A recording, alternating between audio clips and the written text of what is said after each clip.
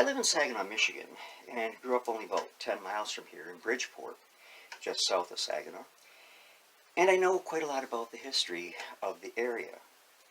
Saginaw is rich in history and prehistory. It has an amazing past.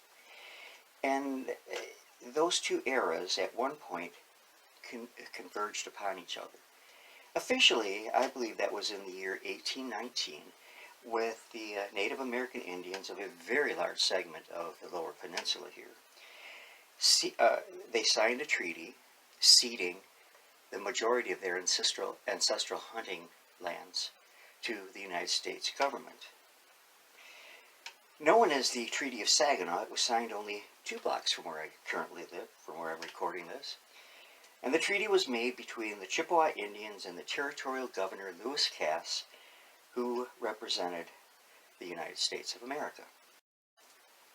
Now I have a number of things I wish to show you pertaining to the treaty, and let's begin with 2 special postal covers that I recently acquired.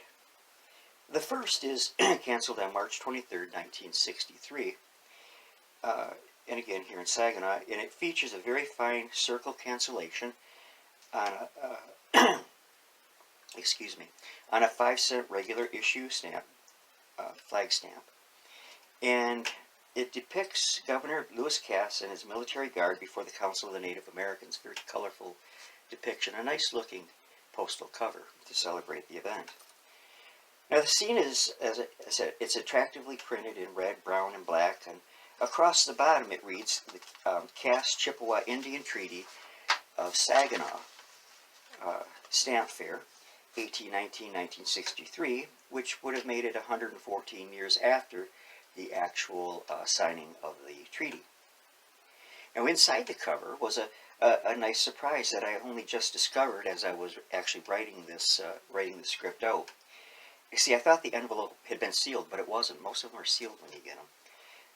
The surprise was a souvenir sheet inside, measured about 4¼ by 3½ inches.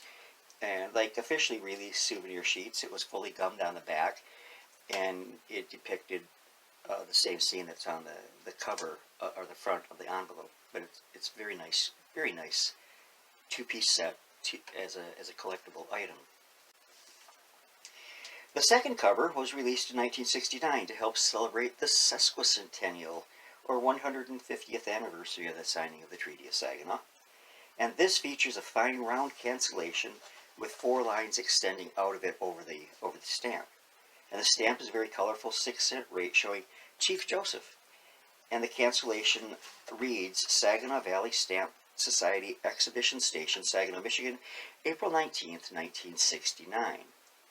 Now, the artwork is colorful and very nicely designed, as you can see, and in the background is a green map of Michigan with the outline of the area affected by the treaty shown. And as you can see, it takes up a sizable portion of the Lower Peninsula.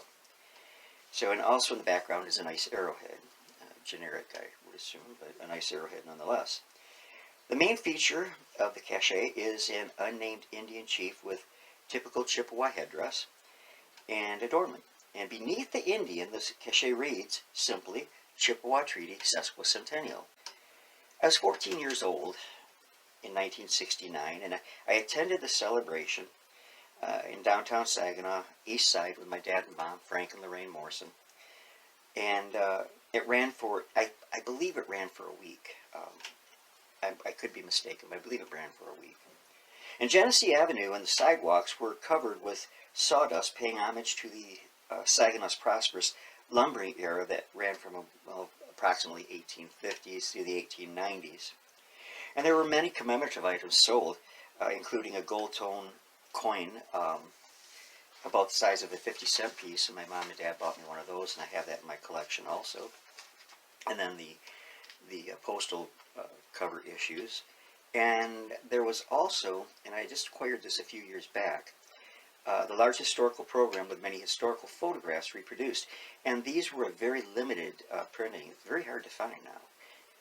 I also acquired a copy of a rare booklet about the treaty published in 1919 for the centennial or 100th anniversary of the signing of that treaty.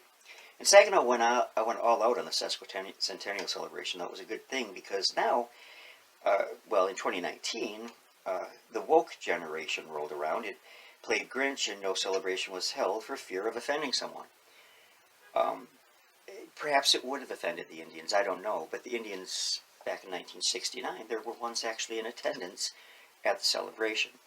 But this year, for the 200th, it was just ignored because, well, we're woke. Whatever.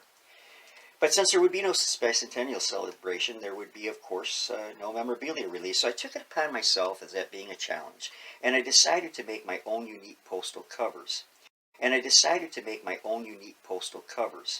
That I would mail to myself and thus have an official USPS cancellation on them. So, beginning September 24th, 2018, I began making a cover per week to run through October 2019, with each being themed to the Native American Indian. It was a very limited series with only 10 per release, which I hold in my own collection. Someday I may give them away, I don't know. The first two I sent through the mail, but they really botched the second one.